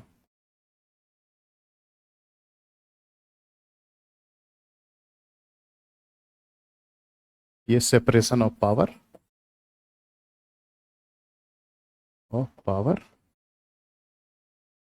और यहां पे फ्यूजन ऑफ पावर।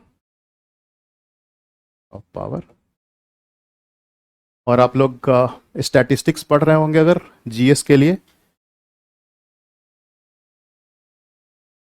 तो ये पार्लियामेंट है और ये एग्जीक्यूटिव है।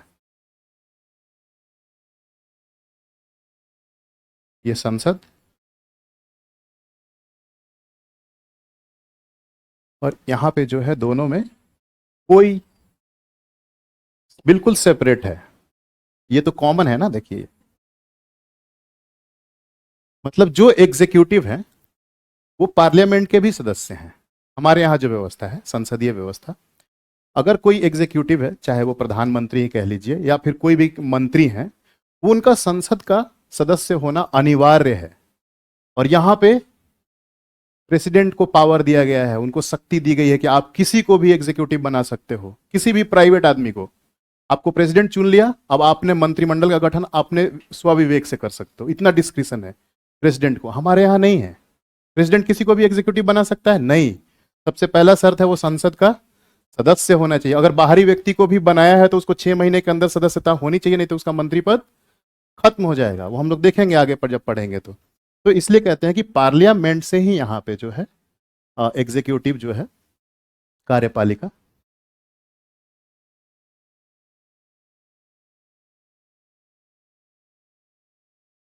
कार्यपालिका जो है पार्लियामेंट का अंग ही होती है, वहीं से उसको लिया जाता है। और यहाँ पे सेपरेशन है, ये आप पार्लियामेंट संसद कह लीजिए और ये कार्यपालिका।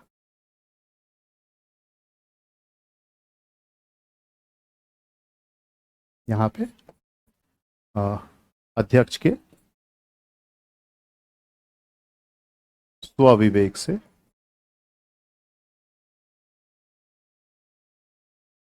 Discretion of president. इतना काफी है फर्क के लिए। वैसे तो फर्क बहुत है, लेकिन इतना समझने के लिए काफी है। और यहाँ पे प्रेसिडेंट के पास स्वविवेक नहीं है, पार्लियामेंट से ही आपको मंत्री बनाना है, मंत्री का गठन करना है।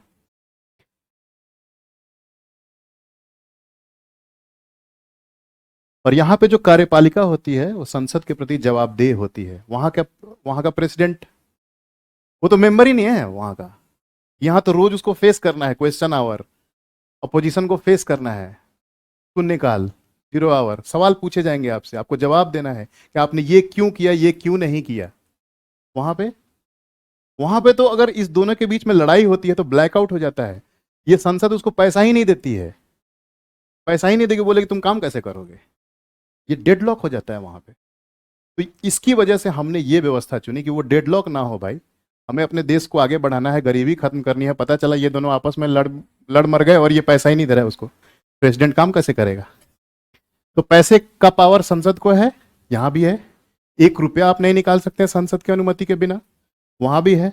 लेकिन यहाँ पे जो पावर में रहता है गवर्नमेंट, वो पार्लियामेंट में भी है, तो उसके पास एक स्वतंत्रता है। पार्लियामेंट में उसकी मेजोरिटी है, तभी उसकी सरकार बनी है। तो आसान है यहाँ पे, प्रोसेस आसान है, यहाँ पे जटिल है।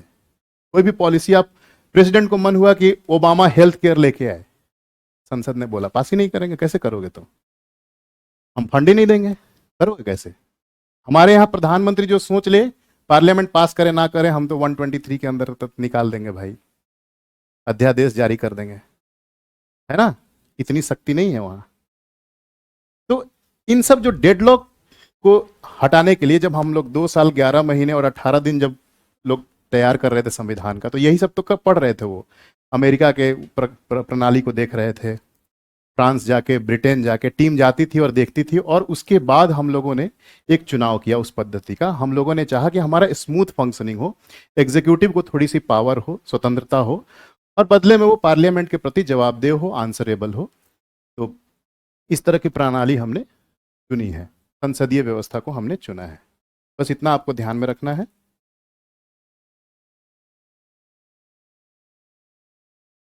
अभी टाइम 10 मिनट है।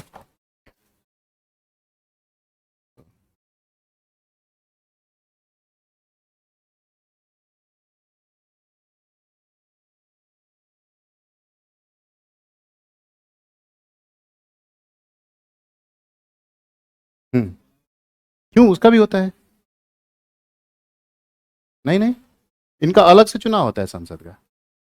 प्राइमरी वहां पे अलग होता है चुनाव, और प्रेसिडेंट का चुनाव अलग होता है। अब हमारे यहाँ प्रेसिडेंशियल फॉर्म ऑफ इलेक्शन हो रहा है इंडिया में। आप देखिएगा एक तरह से कि पार्टी को वोट ना ले देके लोग एक व्यक्ति विशेष को वोट दे रहे हैं। हमारे यहाँ अलग अभी सिस्टम अभी डेवलप हो रहा है, रिसेंट फेनोमेनन है ये। एक तरफ लीडरशिप बेस्ड जो है, सेंट्रलाइज लीडरशिप बेस्ड जो है वोटिंग हो रही है।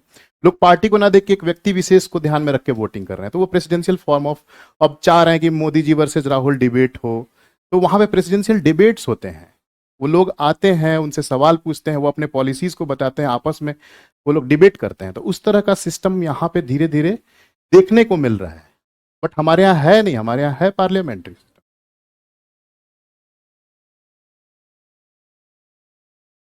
हम्म। अब लास्ट टाइम जो लहर था उसमें क्या बोल रहे थे लोग, किसी को भी टिकट दे दो भाई जीत जाएगा वो बीजेपी का, यही था ना। तो क्या है मतलब, लोग उनको वोट कर रहे हैं, उनको ध्यान में रख के, चाहे वो सामने जो इमीडिएट जो कैंडिडेट है वो फोकस में नहीं है, अच्छा हो बुरा हो कोई भी हो, वो जीत जाएगा, यही था ना। क्योंकि एक आप सिंगल मैन को आप ध्यान में रख के वोटिंग कर रहे हो। यही सिस्टम था पहले राजीव गांधी के टाइम पे, जब उनको बहुमत मिला था, या इंदिरा गांधी थी, नेहरू जी थे, तो नेहरू जी को ध्यान में लोगों ने रख के वोट दिया था। तो वो भी एक स्टालवार्ट लीडर्स थे, तो एक तरह से। और खास करके तमिलनाडु में आप जाइएगा तो वहाँ पे व्यक्ति विशेष की पूजा होती है, बहुत इंडिविजुअल का जो भगवान के रूप में वहाँ पे पूजा जाता है। आप देखिएगा, चाहे वो अम्मा थी या फिर करुणानिधि थे या रजनीकांत, आप बिलीव नहीं कीजिएगा कि सुबह 4 बजे से पहला शो शुरू हो जाता है उनका, रिलीज होता है। और मेरे जो फ्रेंड है वो बता रहे थे कि 10-10 हज़ार में टिकट लेके देखा है पहला शो। और जब फर्स्ट टाइम जब रजनीकांत स्क्रीन पे आता है तो उसको फ्रीज कर दिया जाता है, फिर आरती होती है, धूप दिए दिखाया जाता है, फिर आगे बढ़ता है वो। तो 3 घंटे का फिल्म 6 घंटे में चलता है, पहला जो शो होता है। उसमें आपको 10-10 हज़ार का टिकट खरीदना पड़ेगा, और लंबी लाइन लगे रहती है, लोग रात भर लाइन लगे रहते हैं उसके लिए। तो ये तो भगवान की तरफ पूजते हैं वो लोग। तो ये जो व्यक्ति विशेष की पूजा जो होती है वो साउथ में खास करके बहुत ज़्यादा है। आप धोनी जी गए वहां, तो धोनी भी वहां पे थलाइवा हो गए, आप जानते ही हैं आप लोग। जितना क्रेज उनका नॉर्थ में नहीं उतना साउथ में है। साउथ में उसको भगवान की तरह मानते हैं, उसका बुराई कर दें आपको वो मार काट देंगे, ऐसी स्थिति है। तो हमारे यहाँ पे उस तरह का सिस्टम नहीं रखना था। हमने एक संसदीय व्यवस्था रखी, जो पार्टी कैंडिडेट उसको देख के आप वोट कीजिए। वो अलग हो रहा है वो अलग चीज़ है, वो तो खैर टाइम बाउंड मैनर है। विद टाइम मोदी जी तो रहने वाले नहीं है इटर्निटी में, हमेशा के लिए। कोई दूसरा लीडर आएगा तो हो सकता है बीजेपी धाराशायी हो जाए, नए व्यक्ति विशेष का शायद इमरजेंस होगा। तो जब तक आपका पार्टी स्ट्रांग नहीं है, जब तक कांग्रेस का कैडर मजबूत था, वो हिलाने नहीं सकते थे आप, कोई पार्टी नहीं हिला सकती थी, इतना स्ट्रांग था वो कैडर। मतलब कि ग्रास रूट लेवल पे उनके कार्यकर्ता थे स्ट्रांग। कांग्रेस का जो स्टार्टिंग में आप देखिएगा इंडिपेंडेंस के बाद, तो जो इंडिपेंडेंस के समय जो काम हुआ था उसकी वजह से उनका जो ग्रास रूट था बहुत स्ट्रांग था। तो ग्रास रूट लेवल पे वर्कर्स थे, कार्यकर्ता थे, जो कि देश के लिए और उसके सेवा के भावना से काम करते थे। तो आपका वोट बैंक बहुत स्ट्रांग था। लेकिन उस वो जो कैडर बेस जो खत्म हुआ कांग्रेस का, उसको बीजेपी ने पकड़ के रखा है। आज देखिएगा कि आप डिस्ट्रिक्ट लेवल पे, गांव लेवल पे, पंचायत लेवल पे शाखा खुल गई है इनकी। और वो लोग, कांग्रेस ने जो वार्ड क्रिएट किया है उसको बीजेपी ने ग्रैब कर लिया है। तो जो ज्यादा इंटेलिजेंट तरीके से वोटर्स के पास जाएगी, वोटर्स को अट्रैक्ट करेगी, वही पार्टी जीतेगा। तो इंडिविजुअल के साथ साथ आपका मैनेजमेंट वो भी बहुत इंपॉर्टेंट है। तो हमारे यहाँ संसदीय व्यवस्था रखी गई, जो जवाबदेह सरकार बनाती है, लोगों के द्वारा चुने हुए प्रतिनिधि हैं, पीपल्स रिप्रेजेंटेटिव के थ्रू हम लोग शासन करते हैं। चलिए आगे बढ़ते हैं।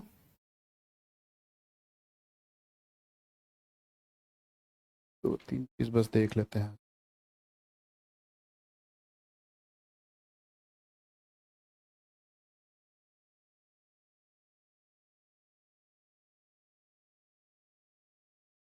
एक चीज बस देख लीजिए,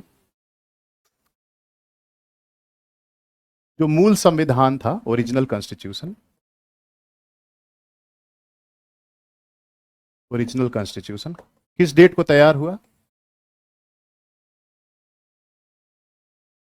और शुरुआत कब हुई थी?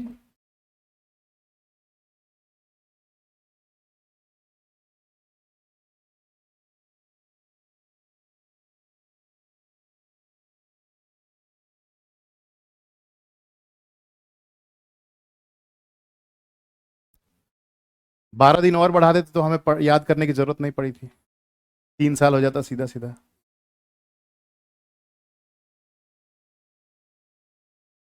इतने दिन में हमारा संविधान बना था।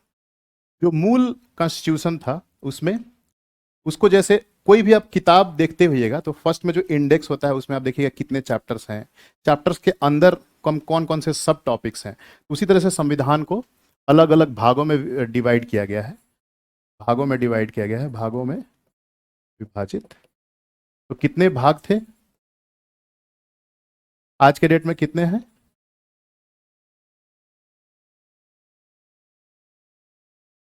प्रेजेंट और वर्तमान में 25 भाग हैं। 22 भाग में विभाजित थे। तृतीय भाग में आपका मौलिक अधिकार है, चतुर्थ भाग में डायरेक्टिव प्रिंसिपल्स हैं। 22 भाग में विभाजित थे। और ओरिजिनल कॉन्स्टिट्यूशन में अनुच्छेद कितने थे? प्रत्येक भाग में अनुच्छेद मतलब आर्टिकल्स, कितने आर्टिकल्स थे? 395।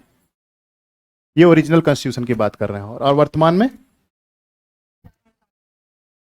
445।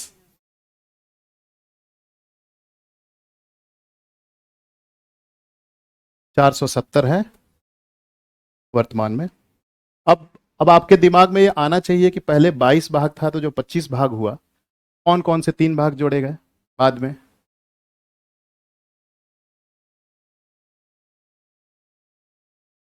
कौन कौन से जोड़े गए बताइए? 9A, 9B,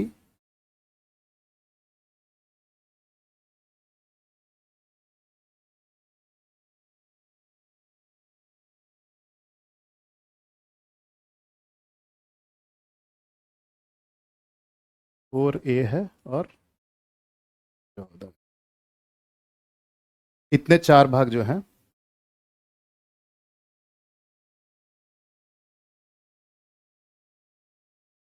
4A जो है वो फंडामेंटल ड्यूटीज का है। 9A जो है वो नगर पालिका है।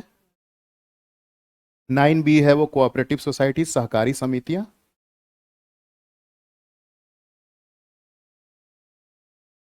और 14 ये जो है वो ट्रिब्यूनल्स हैं, अधिकरण, अधिकरण ट्रिब्यूनल्स।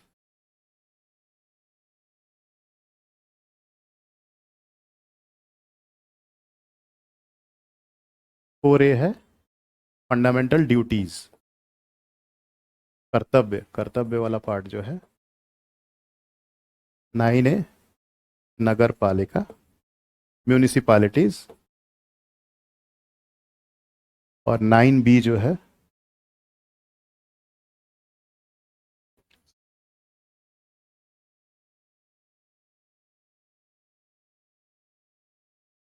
Cooperative societies. ये 14A जो है अधिकरण ट्रिब्यूनल्स।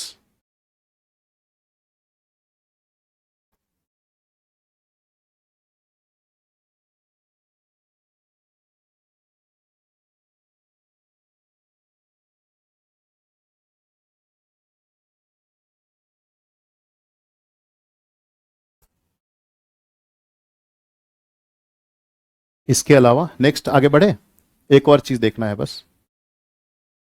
बुक में लास्ट में क्या होता है, सब बुक में पीछे आप देखिएगा तो क्या रहता है, कोई भी बुक उठा लीजिए, इंडेक्स होता है। उसी तरह से संविधान में भी अनुसूची, अनुसूची जोड़े गए हैं अलग अलग, अनुसूची।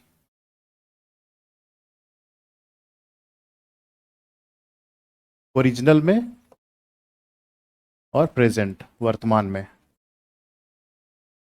इसमें 8 थे, आज के डेट में 12 हैं। तो आपको पता होना चाहिए कि कौन कौन से ये 4 हैं। तो जो अब देखिए चैप्टर जोड़ा गया उसी से रिलेटेड है। 9th schedule, 9th, 10th, 11th और 12th।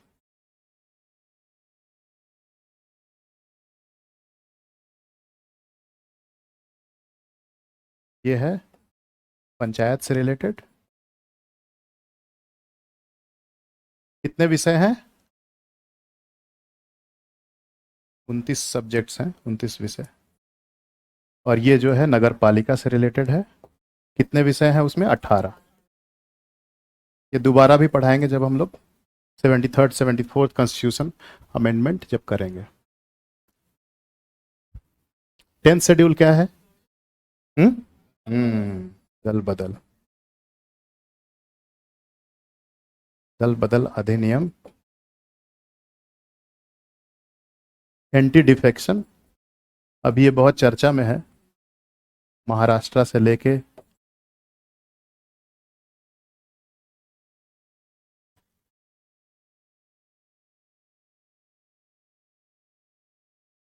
और नाइन्थ लैंड रिफॉर्म, भूमि सुधार से रिलेटेड है।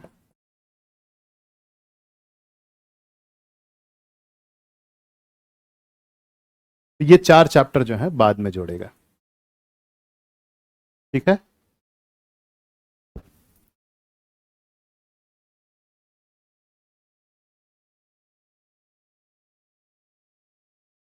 नहीं नहीं नहीं नहीं, सारे चैप्टर्स मिला के, सारे चैप्टर्स मिला के। अब जैसे मौलिक अधिकार में आर्टिकल 12 से लेके 35 तक, और पहले वाले पार्ट में 1 से 4, जो पहला जो टॉपिक लिखा था सिटीजनशिप 5 से 11, ऐसे ही करके डिवाइडेड है। तो टोटल जो आर्टिकल्स हैं हर एक चैप्टर्स का मिला के वो है। अब पहले 395 थे, अब 470 है, ठीक है। अब नेक्स्ट क्लास में करेंगे, संविधान के स्रोत देख लेंगे कहाँ से क्या क्या लिया गया है,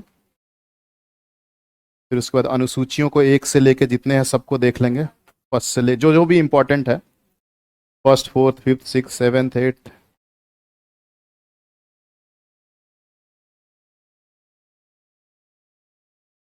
क्या होता है?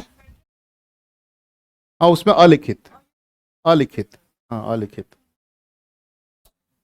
जैसे इंग्लैंड है, इंग्लैंड एक उदाहरण अलग है, उसका उदाहरण देना अलग है। वहाँ रिटन कॉन्स्टिट्यूशन नहीं है, फिर भी सबसे ज़्यादा वहाँ पे डेमोक्रेसी